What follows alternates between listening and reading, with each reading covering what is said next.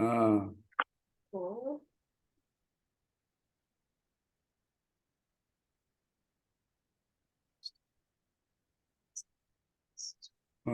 Hold up.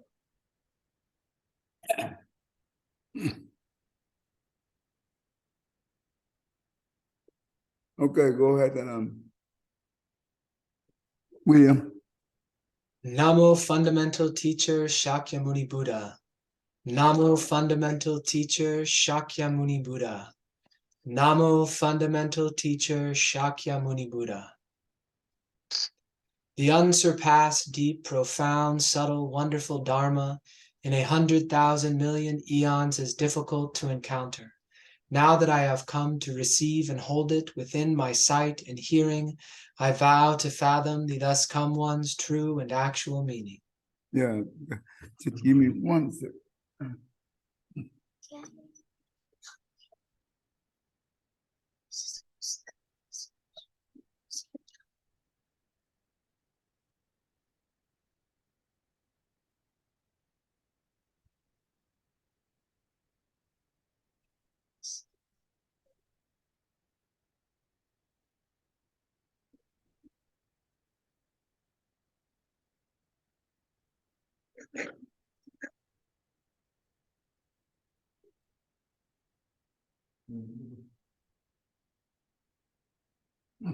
Okay.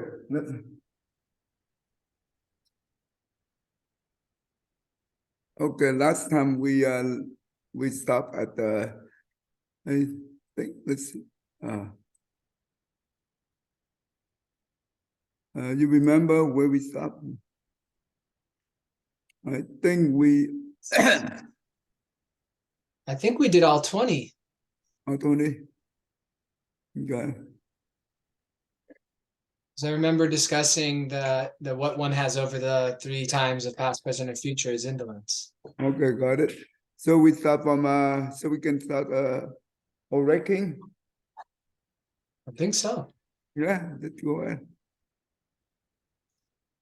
O great king, common mortals should always meditate on these 20 things. Having meditated thus, one will come not to desire birth and death anymore. If no desire exists for birth and death, one will gain samatha vipassana, tranquility and insight. Then, in an orderly way, one will meditate on what obtains regarding birth, life, and extinction. So does it go with jhana, wisdom, effort, and shila. Having meditated on birth, life, and extinction, one comes to know what obtains with the mind down to the moral precepts. Refraining from evil to the end, there can be no fear of death and the 3 unfortunate realms. Any person whose mind is not set upon these 20 things has a mind that is indolent, and there will be no end of evil that is not yet done. Okay, so what do we understand from this? That the contemplation and meditation upon these 20 subjects will lead one to no longer desire birth and consequently death. And so then they gain this insight, this tranquility and insight. And then meditating upon birth, life, and extinction themselves. And this is the way this one's translated is interesting because it's not usually how we would speak in English or write in English. This is then in an orderly way, one will meditate on what obtains regarding birth. So what obtains regarding birth, life, and extinction? You could say what one obtains regarding birth, life, and extinction, or you could say what thing, like what is it that obtains something?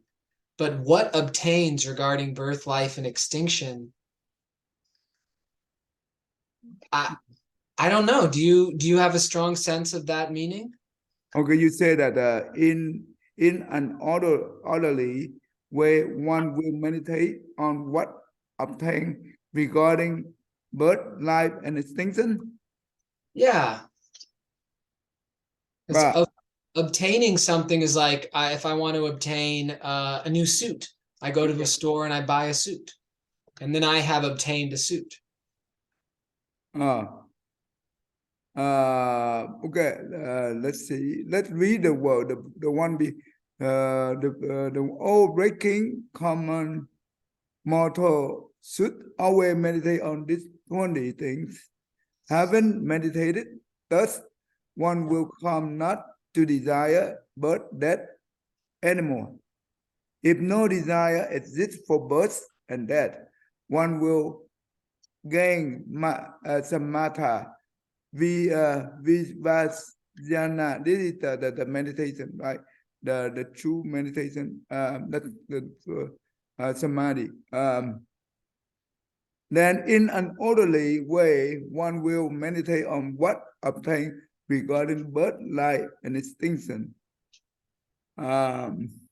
So basically, if we meditate, what I see it, if we meditate on these 20 things, right? And like, that means we have no desire. Because eventually we will come to the point that we have no desire. The reason is we stuck in the death and rebirth cycle. It's due to the ignorance and due to the craving, right? The desire. So at least when we meditate and we contemplate on this thing, that is help us to remove the ignorance, right? That's what we can be able to see inside the wisdom. And therefore, it helps us to not to have a desire. Not to have a desire of what? Of birth and death or animal. And therefore, it will help us to gain the samadhi. And inside, that means the wisdom. Then when it comes to in orderly way, one will meditate on what obtained regarding. So in here, I think it's what they said. Once you obtain gain the samadhi, the wisdom, then what will help us to gain regarding to the birth and life and extinction? There's no gain. I don't think, because we will not have any interest on those things. I think that's what they try to say it.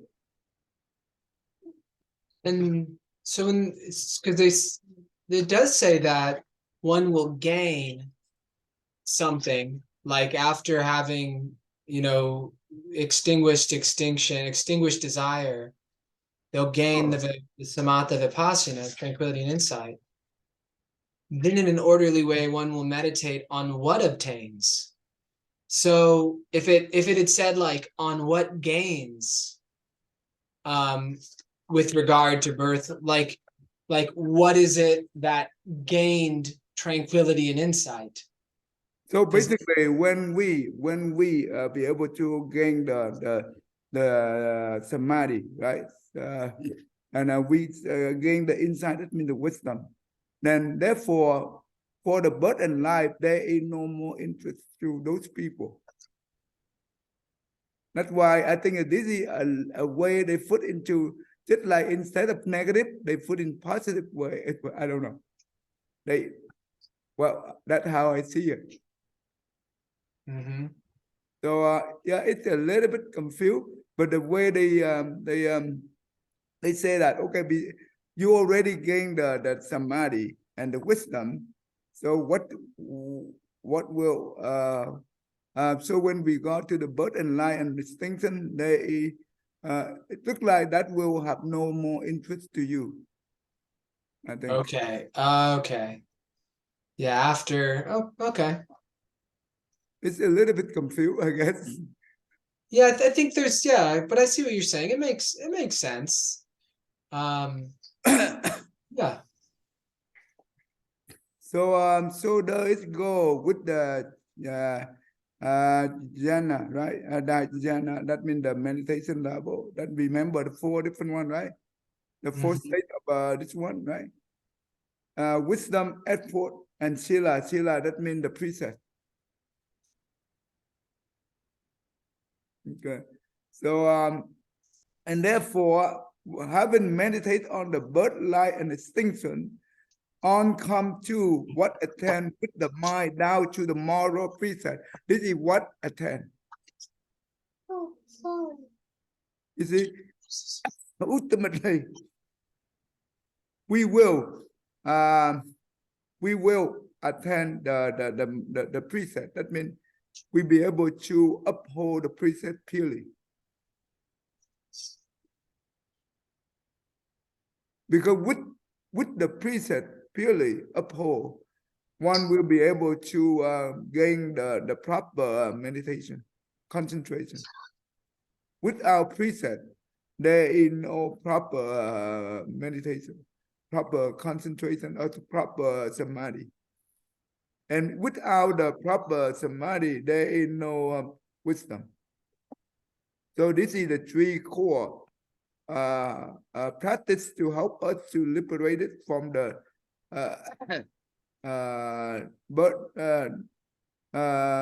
rebirth and death, birth and death with cycle, right?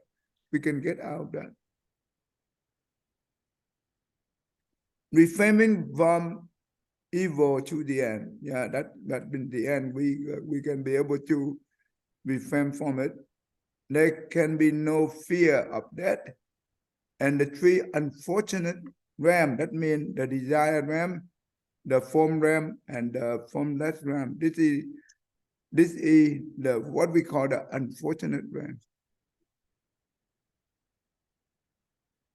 Because those realm is the still in the cycle. Right? Mm-hmm. So if we continue on the contemplation, come to the point that we are no longer fear of death. Because death is nothing. It's not really come to nothing, but it's just stop at one point and continue on the next life. It's just a new beginning, basically. Any person who mind is not set up on this 20 thing, have a mind of indolence, and there will be no end of evil. That will not yet done. Right? That means this person will stuck in the cycle and will play all kind of karma. Right? Is that how you see it? Mm-hmm. Good. Good. All right. That you want to try it? Yes, sir. Ajatasatru says, I did not hitherto, I have no idea how to say that, grasp the meaning of these 20 things which the Buddha have explained to me. I therefore commit many evil deeds. As I have commit many evil deeds, I have a fear of death and of those three unfortunate realms. Over honor ones, I am myself to blame. I myself have invited these suffering upon myself, and I'm responsible for all these raisings. Though my father, the king, were utterly blameless, I commit deadly acts against him, whether or not I may have meditated on of these things. I'm sure that RVG helps awaits me. What do you think? So I think the king tried to tell the Buddha that because I did not know those 20 things, so I have committed many other things, and now I fear the death, and I fear to go to the three unfortunate realms. And my dad, and then he said that he feel guilty, and he said that he responsible those things.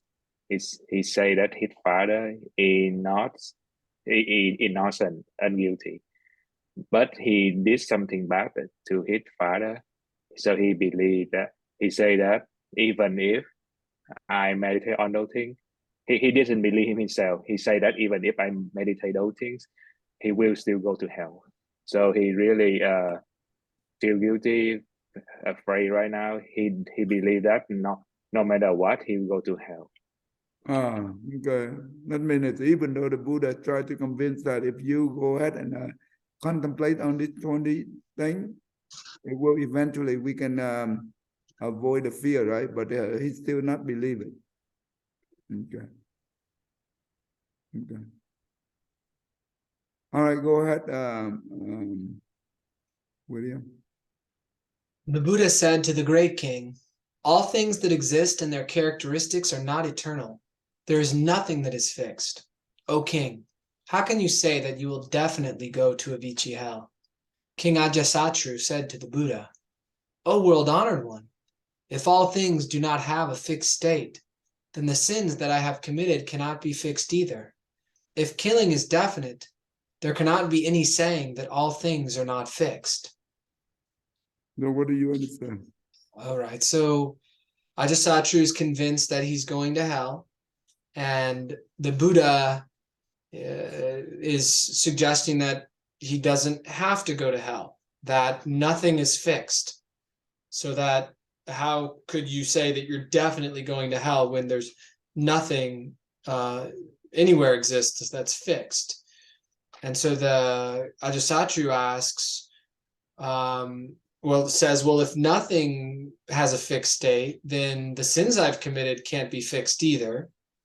And then he deduces that if killing someone is definite, then there cannot be a saying that all things are fixed. So it still seems like he still has this sense of doubt of what the Buddha is saying, that he seems to think that there's some sort of conflict in what the Buddha is saying, that either his sins, and when he says the sins he's committed cannot be fixed, I'm not quite sure he means by that. And then if killing is definite, there cannot be any saying that things are not fixed. I'm not quite sure what he means by that either, if killing is definite. Dak, what do you think? I think that's when he say I have commit cannot be fixed either. I think he say that because thing fixed mean impermanent.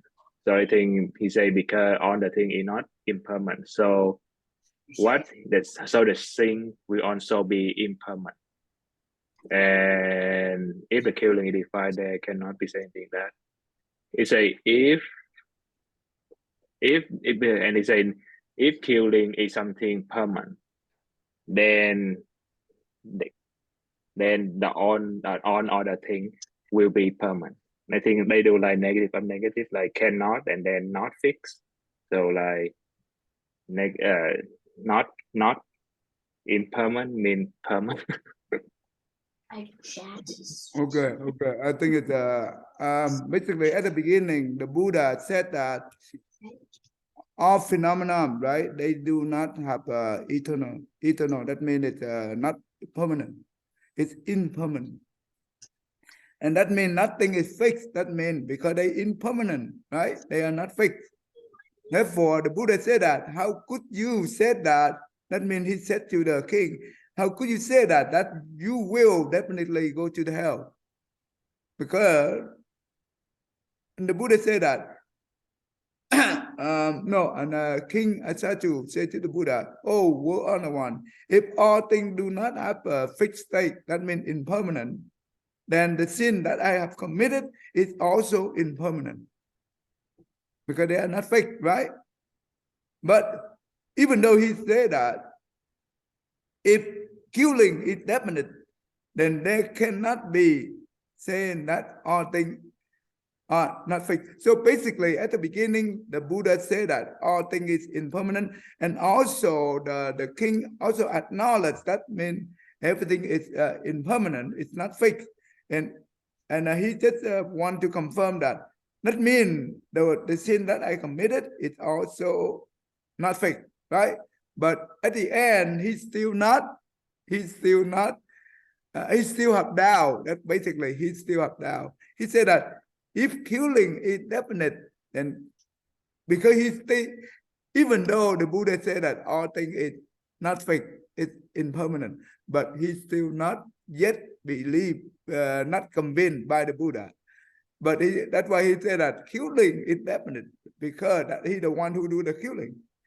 And therefore, there cannot be any saying that all things are not fake. So that means he still have doubt. Therefore, so if the Buddha say that even the killing of the king, right? That means the next one we go ahead and if we explain a little bit furthermore, and I will use the bottom one. We can go and explain into the detail. Okay, Dak, go ahead. Yes. The Buddha say, "O great king, well say, well say. The on Buddha were honors." One says, "All things have no defined aspects. You kings well know that killing too is not defined. For this reason, knowing that in killing too, there is nothing that is defined. You say that your father was innocent and you kill him. Who is your father? Only a provisional man make up of the five skandhas, toward which you carelessly entertain the notion of father. Which of the 12 spear and the 18 ram is your father? Its mother, Ruba, is father. The other 4 skandhas must be false. There cannot be anything such as Ruba or non-Ruba that can combine together together and make father. Why not? Because there cannot be anything by nature that can be called Ruba or non-Ruba. O ray kings, common mortals, and all beings carelessly entertain the notion of father in the Ruba skandha. Such a Ruba skandha also cannot be harmed. Why not? There are 10 kinds of Ruba. Of these 10, only one is seen, have, rise, weigh, talks, and bow. Although we can see and buy, there is no nature that sustains this Ruba.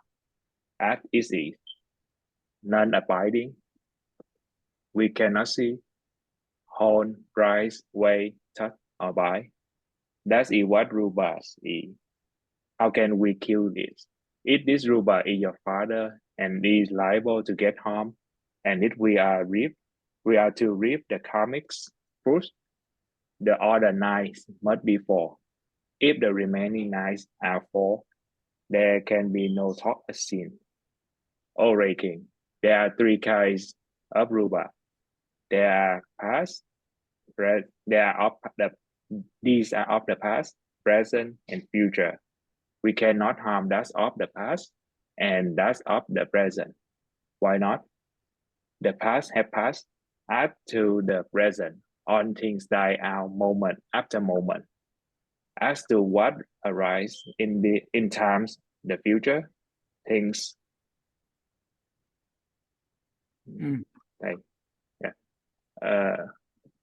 things can be checked so as not to arise. This is killing. So a single Ruba can either be killed or not be killed. As there are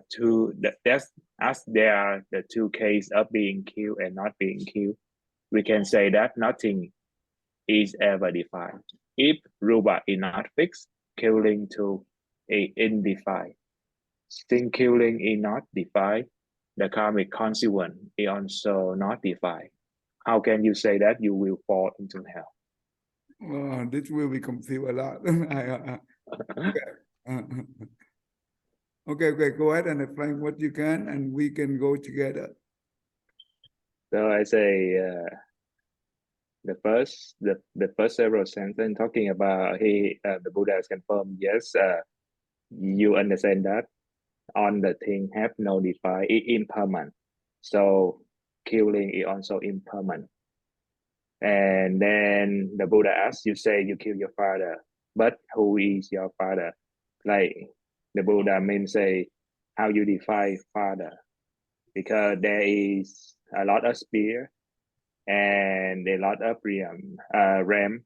You know, So before that, do you understand what is the five skandha? no. Ngũ uẩn á, tức là the form, Oh. the feeling, the Uh-huh. perception, the mental formation, and the consciousness. This is define the living being.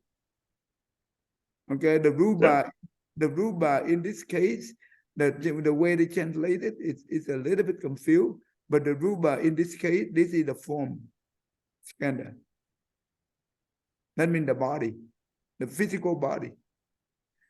The feeling, the perception, the mental formation, and the consciousness, it represents for the mental. So, and beside the five skandha, it also means that the 12 spirit and the 18th realm, you know what does it mean, William? I think that 18 realms involve the senses and the mind, and then you have a subject, object, and the act of contact. And then you take those 6 and you times those 3, that's the 18 realms. Right. The 6 faculty, right? The 6 faculty that mean the eye, the ear, the nose, the tongue, and the body, and the mind. Right? Mm-hmm. That is 6 faculty. And each faculty you have the object, right? That means the eye is the object is the form. That means the visualization object. The ear, that means the sound. The tongue, it means the taste. The body, that means the touch. And the nose, that means the smell. And the mind, that means the mental formation, right? The mental object. And this 6 subject and 6 object, when they contact, right? That means the eye see the form. This is what we call the eye consciousness. When the ear contact the sound, this is the ear consciousness, right? Consciousness, it means just like you recognize, you acknowledge. But what makes the ear or the eye or the first 5 faculty to be able to acknowledge is the mind. It controls that, right? So that make up the 18. Does that make sense to you, Da? Yes, sir. I kind of have an idea what that means. Yeah, basically, this is how we define the living being. So the 12 spirit, in the Vietnamese, we say that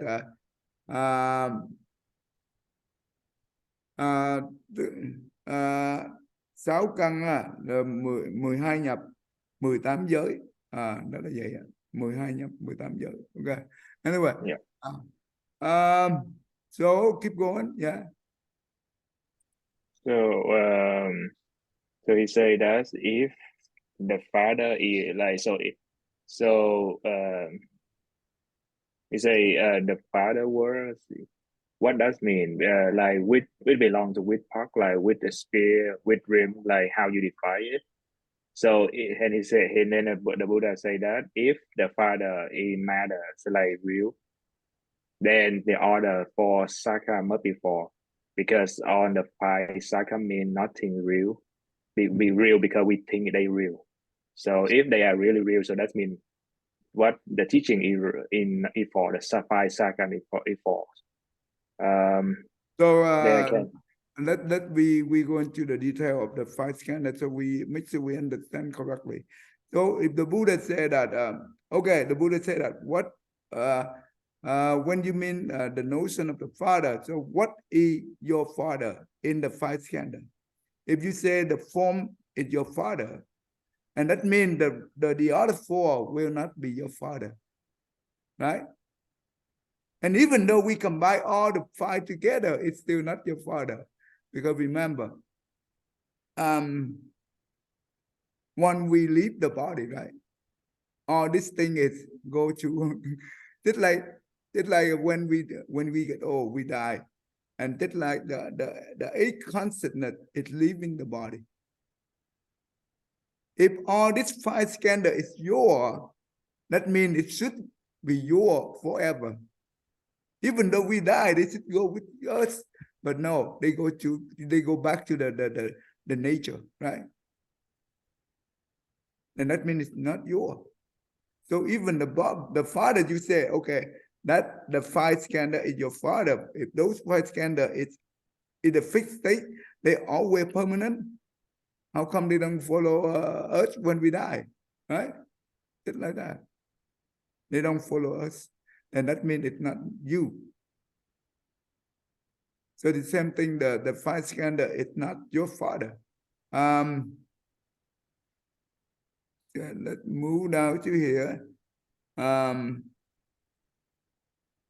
And you look at the robot, right? The robot, the AI, the robot.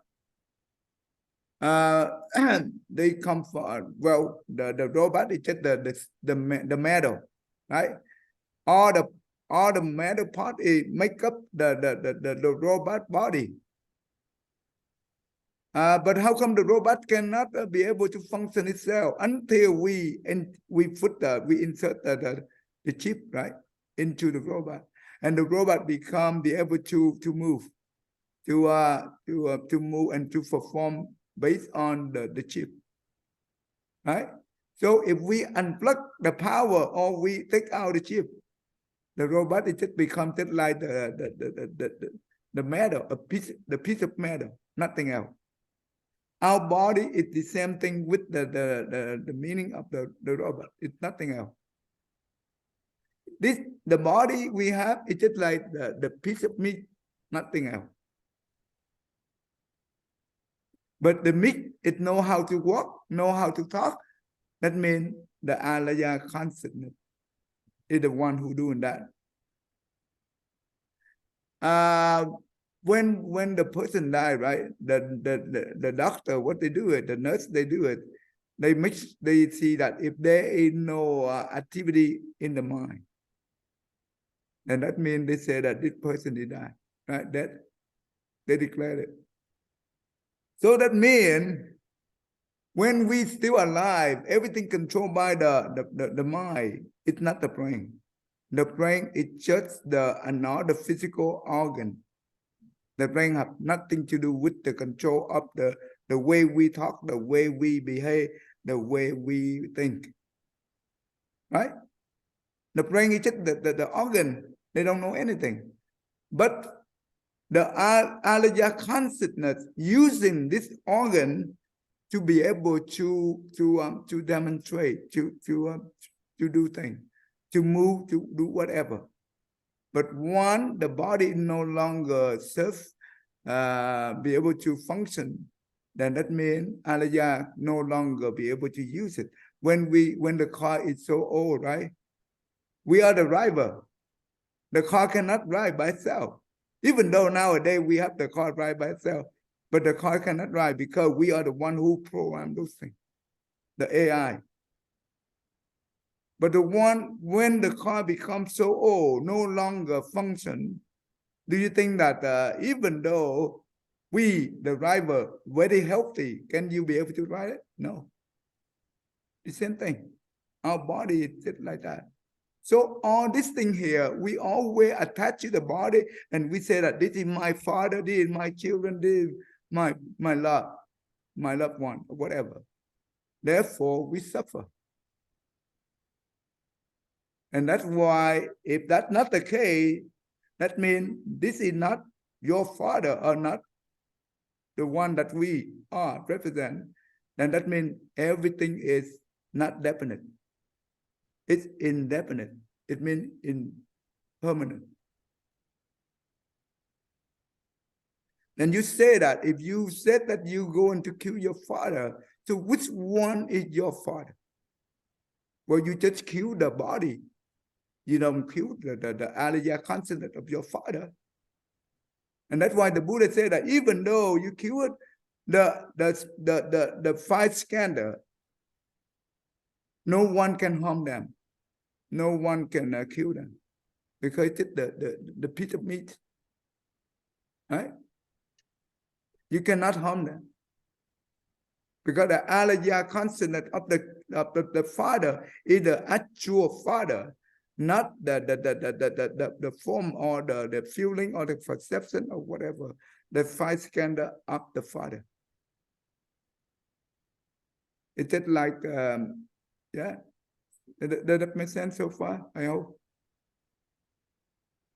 Now, I think that might help, I guess. Yes. Yes, thank you. So this is the Mahayana teaching. It's very important. Once you understand the Mahayana teaching like this, and contemplate on this, and eventually we will come to the level that we have no fear of that. That is the benefit of the meditate on this thing. It's very important. Then, whatever the king, right, commit the sin, that means killing the father, that means it's also impermanent. Remember, the Buddha said that it's impermanent doesn't mean that it doesn't mean that you don't have to sin. That is different. Impermanent. But sin you pray, it's still sin. But it's impermanent. Did you see the different? Did you see the way that we say that the sin is not sin, or the sin is impermanent? Right? When we say that not sin, that means we reject the act of killing. That is not the Buddha said. The Buddha did not say that. The Buddha just said that your killing is impermanent, indefinite. It's not fixed. But the Buddha did not say that your killing is not it's nothing. No, the Buddha did not say not killing is nothing.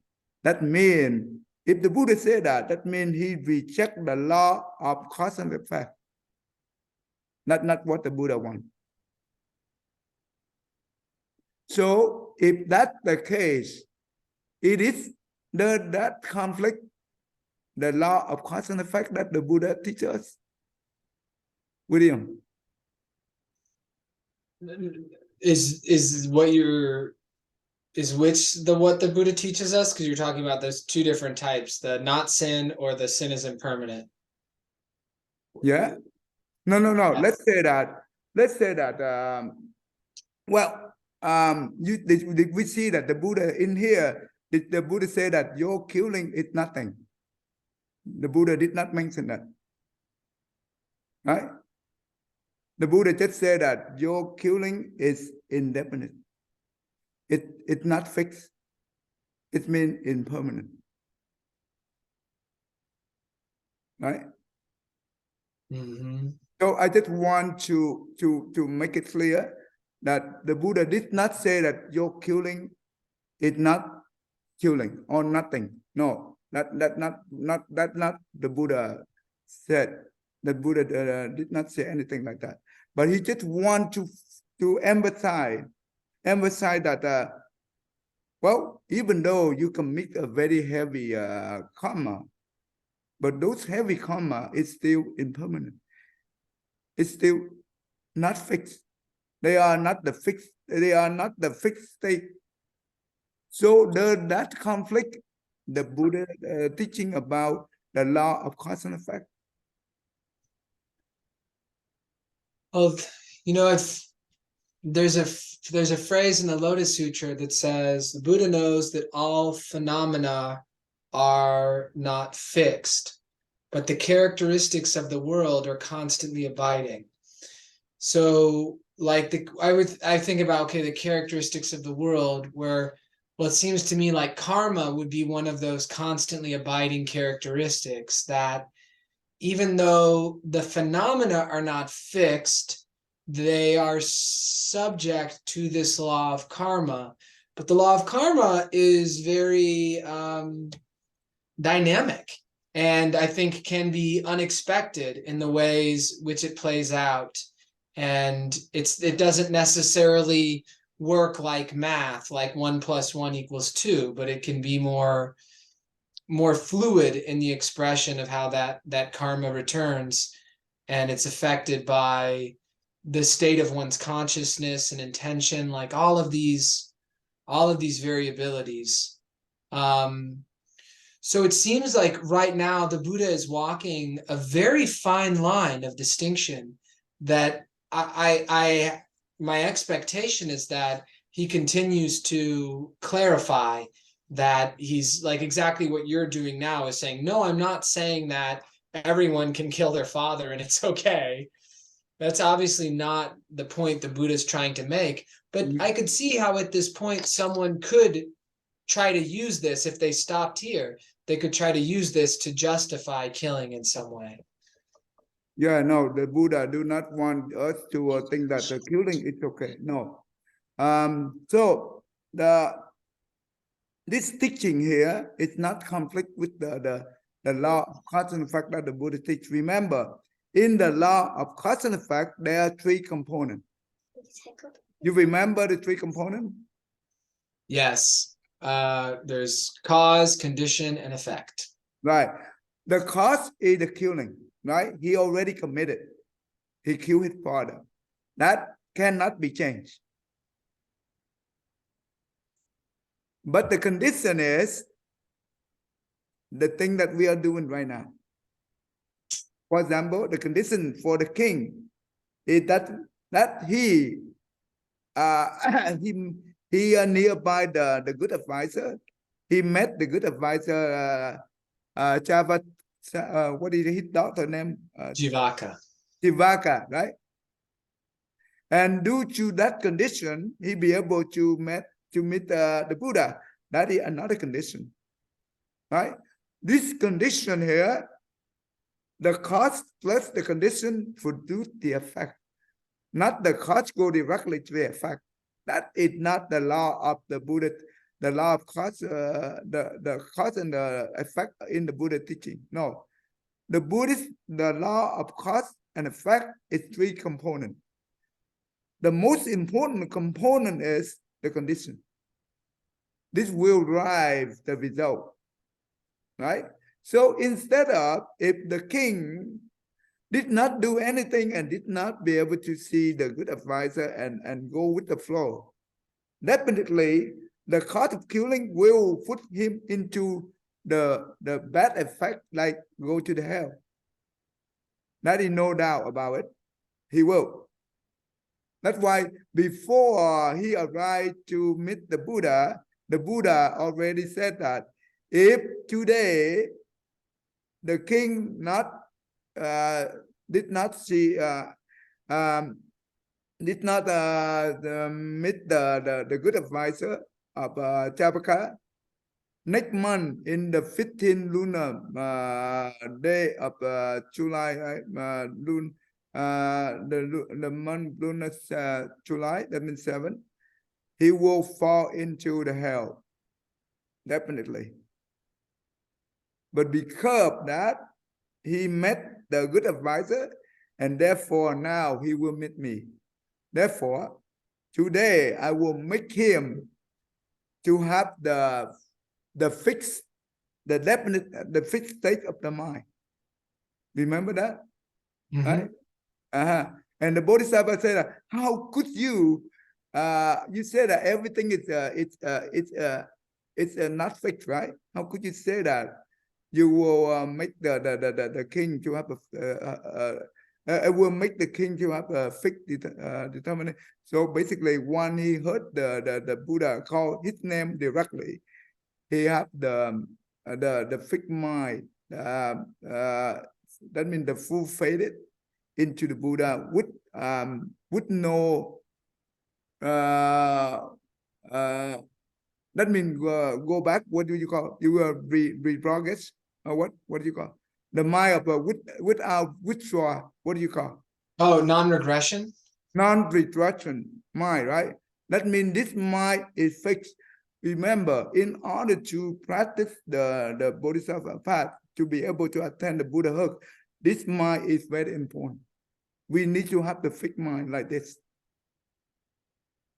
If we don't have a fixed mind like this, that means you have no, that means your mind it have no direction to go.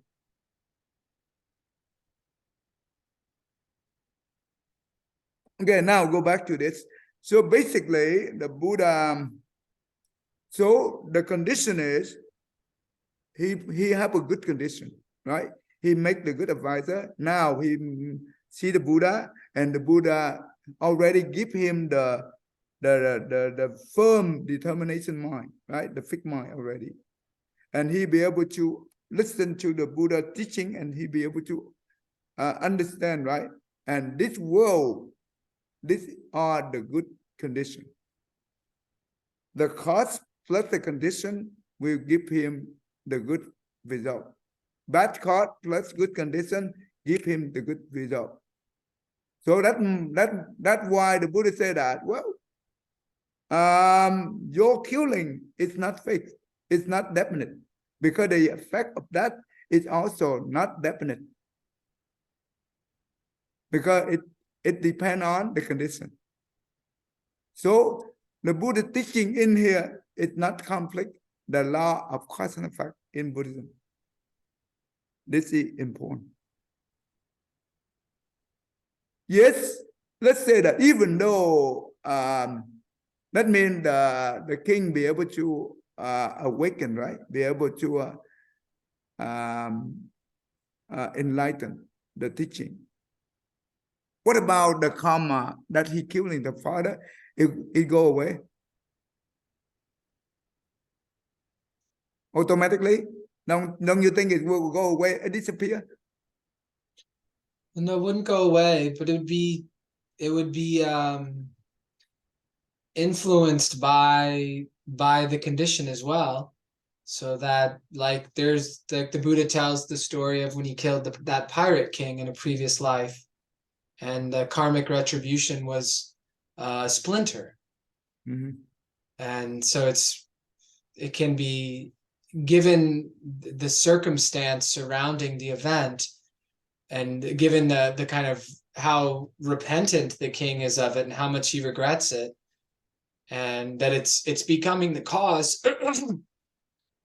If the killing of his father becomes the cause for him to turn his mind around and to attain that fixed mind, where then there could be so much that comes after that, not just in his current life, but in future lives, well, then that would certainly seem to also change the nature of the karma that would come from that event. Right. You see that in the alaya consonant of the king, right? Of the Ajatasatru. That means in it's we call the stream of consciousness, right? It's like the river. In that river, that means it's well, there is the portion of the river is very dirty, right? Very defined, right? But now he have the fixed mind, and he have a strong determination of the mind to be able to practice the Bodhisattva. Huh? That means he be able to generate the Bodhicitta, right? That means practice the loving kindness and compassion. Those determination mind is so strong, be able to dilute the portion of the river where it's so condensed. There is very dense about the water become very polluted, right? He be able to dilute it, and we be able to transform it.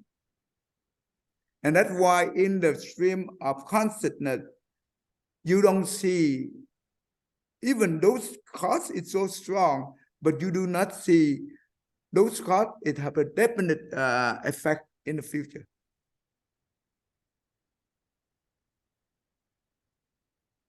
Because it's a river, right? And the river, and that's why the Buddha said that the past is already past. You don't see it, right? You cannot be able to grasp it. Because the stream of the consciousness in here, it's just the stream of river. The past is the past. The present, what is the present? It's continually flowing. Which one is the present? Once you point the finger to that, it's already past. Just like the river, right? It keeps flowing. When you point your finger at one of the current, it's already past. And the future is not yet come. So in here, the stream of consciousness do not, if we attach to the 3 periods of time, this will make us suffer. So, and also,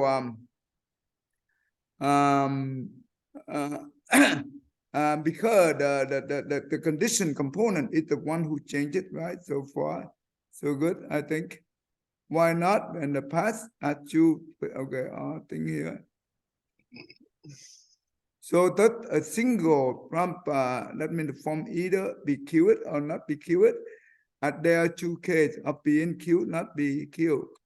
We can say that nothing is ever definite. That means nothing is definite. That means impermanent. So the form is not fixed. Killing is indefinite. So since killing is not definite, the common consequence is also not definite. That means the effect, right? It's not definite. How can you say that you will fall into hell? So which one is guarantee that we will fall into hell? Nothing. So, but even though the king be able to enlighten, right? But doesn't mean that his karma that he prayed, now it become the remaining, right? And he will pay for it in the future, but in the different form. Instead of in the hell, he paid in the human realm or whatever, with a different, but much lighter. Just like when we are $100,000 long, right? It's very burden to the poor person, right? It's very burden because the poor family cannot be able to repay. It takes forever. But when we become rich, right? Become millionaire or billionaire, $100,000 is nothing. Yeah, of course we have to repay it. We cannot say that I'm rich, I don't need to pay it. No, we still pay it, but we pay in different form. That means we pay with happy, right? It's not burden. It's easy. It's a piece of cake. And I think I hope that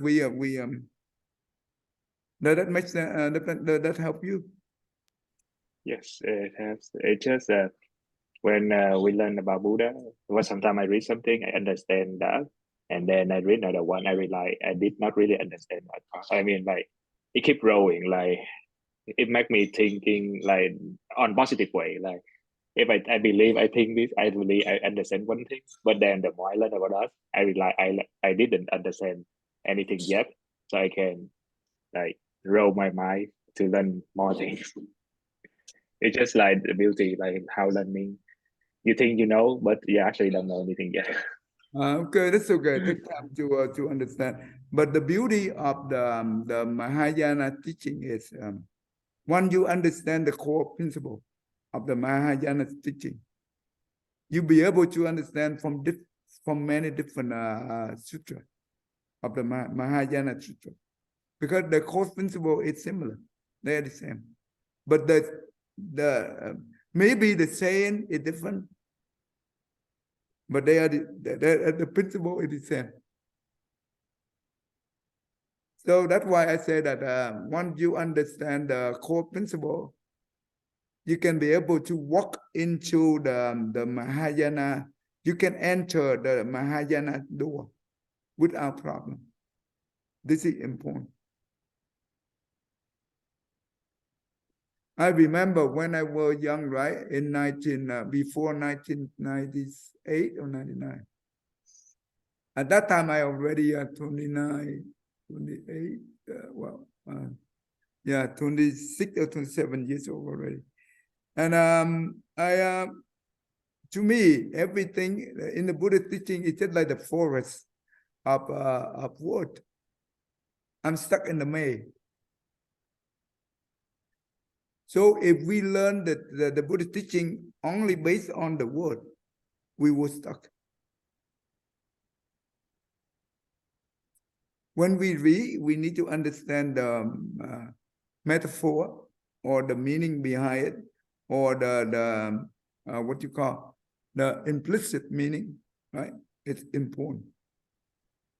So when I told you that I first heard my teacher, he the first time when he came to the Los Angeles, he teaching the Surama Sutra. And at the time that the Buddha asked the Venerable Ananda 7 different places about the mind, he rejected all. One, I heard about that. I come to understand the principle of the Mahayana Sutra. One, I understand the core principle.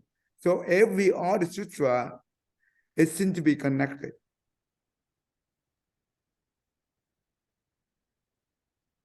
Well, the saying is different, but principle is principle. They are the same, no different. I hope, William, do you have that kind of feeling? Yeah. That these core principles that kind of open up a lot of the different teachings, the understandings, like the understanding the Buddha nature through beginning to appreciate the essence of seeing or the essence of hearing. Like that's a big one. Or, the emptiness of the 5 skandhas, the impermanence of them, and how we can't really define a beginning or an end to something. Like that, like the emptiness of duality. Like those tend to make some of the more complicated topics kind of open up. But probably not to the extent that, that you've had it, but it's beginning to. Okay, that's good. It's okay. So once you understand it, it will help you to understand other sutra easily. Not easily, but I think it will help you little bit, I guess. Okay, I think the time is up. So we can stop right here. I think this learning is very helpful, I think. But what do you think? If this one is for the Western audience, don't you think they have any interest into this? I think so. I think maybe when we hit this point, it gets a little more difficult, that they need to have grounding in other teachings. Or, a beginner could start with this one, but it would just take probably a little bit more time to, when you hit concepts that need more explanation, to be ready to like slow down and expand those out so you can address all the supporting, the stuff they kind of need to appreciate in order to get to like the idea of that, like, where is your father idea, and how, because that's the nuance, to be able to really show that nuance. It's kind of like threading a needle. It's a very specific thing the Buddha is saying that could be misunderstood. Okay, how about this? We can use the scientific so I can remember. When I listen to the quantum physics, right? So in the quantum physics, they said that there are 2 forms: the particle form and the wave form. So the particle form is the matter. That means the matter could be thing, could be living thing like us, right? It's a physical. We have both the particle, and also we have the waveform. in us. We do have both. The particle form, that means that the particle, all things in this world, in this universe, they make up from the particle, right? Subatom, the smallest we call subatom. Whatever we have in this world, it comes from many subatoms come together and we create it. Even our body, the smallest one we call the cell, I guess. All the body cells come together and create the organ and all those things, right?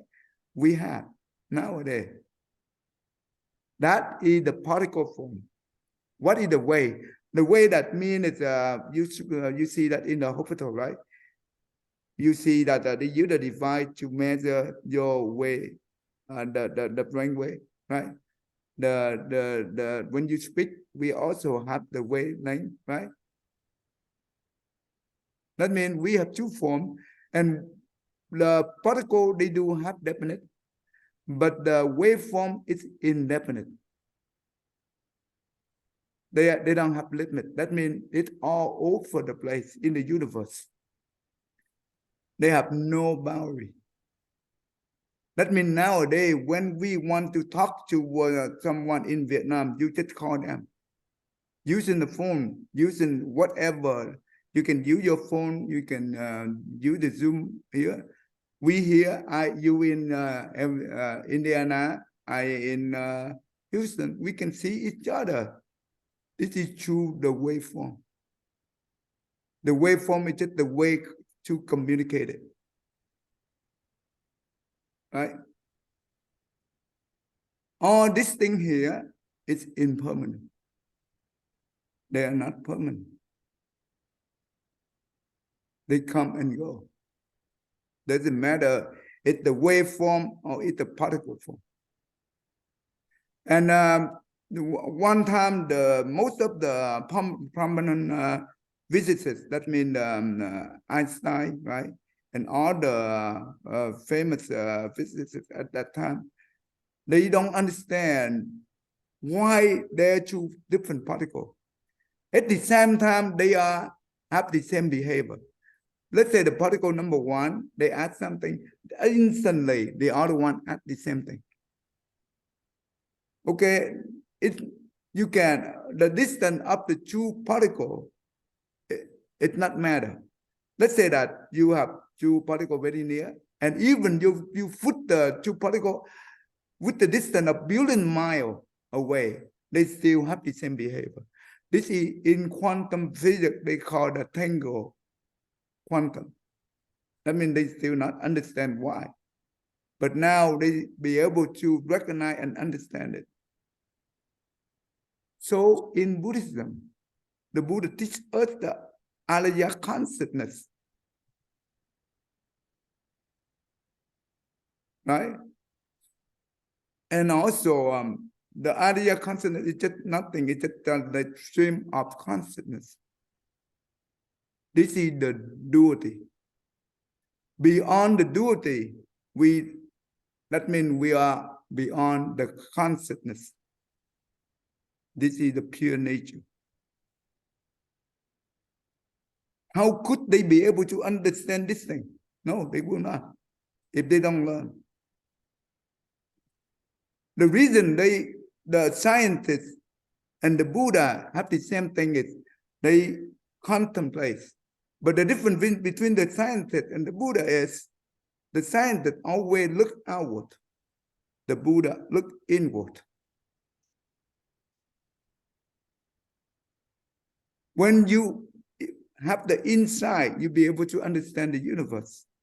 But scientists, they never end. They keep catching the outside. Right?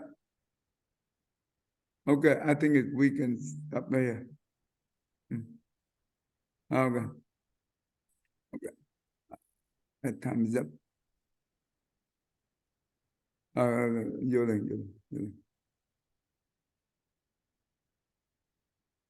Go ahead, William. May every living being, our minds as one and radiant with light, share the fruits of peace with hearts of goodness, luminous and bright.